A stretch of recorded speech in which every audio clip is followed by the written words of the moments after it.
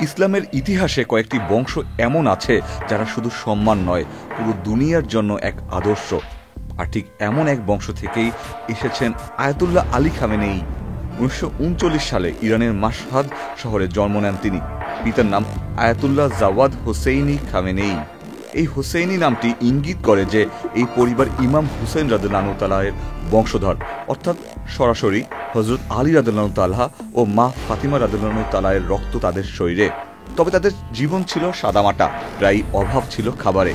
তবু খামেনেই শেখেন আত্মসংযম, ধৈর্য আর ধর্মভীরুতা। ছোটবেলা থেকেই তিনি ছিলেন জ্ঞান পিপাসু।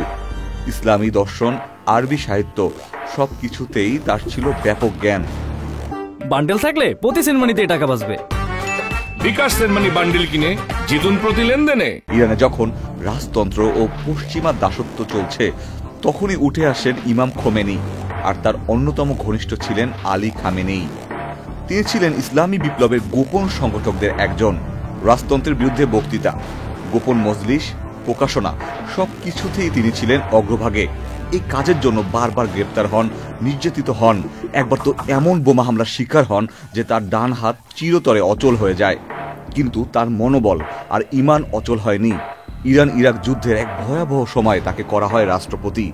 একমাত্র আলেম যিনি সেই পদে আসীন হয়েছিলেন। তিনি যুদ্ধকালীন কঠিন সিদ্ধান্ত নিতে ভয় পাননি। একদিকে সামরিক বাহিনীকে শক্ত রাখলেন, অন্যদিকে জনগণের মনোবল রক্ষা করলেন।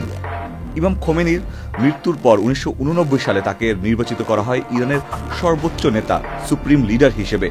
এই পদে তিনি হলেন পুরো রাষ্ট্রের চূড়ান্ত সিদ্ধান্ত গ্রহণকারী। সেনাবাহিনী, বিচার বিভাগ, পারমাণবিক কর্মসূচি, পররাষ্ট্রনীতি সবকিছুর কেন্দ্রে তিনি। আজ তিনি এমন এক নেতা যার নাম শুনলেই ইসরায়েলের রাজনৈতিক অঙ্গনে অস্থিরতা তৈরি হয়, যার প্রতিক্রিয়ায় আমেরিকা বারবার নিষেধাজ্ঞা দেয়, কিন্তু তিনি মাথা নত করেন না। ক্ষমতার চূড়ায় থেকেও তার জীবন এখনো সাধারণ। তিনি সাধারণ জামা পরেন, বিলাসিতা ঘৃণা করেন, প্রতিদিন কুরআন পড়েন, নামাজের সময় দেন। এইভাবেই এক গরিব আলেমের ঘরে জন্ম নিয়ে আলী রাদিয়াল্লাহু তাআলার উত্তরসূরি হয়ে আয়াতুল্লাহ খামেনি হয়ে উঠেছেন ইসলামী বিশ্বের সবচেয়ে ক্ষমতাধর নেতা।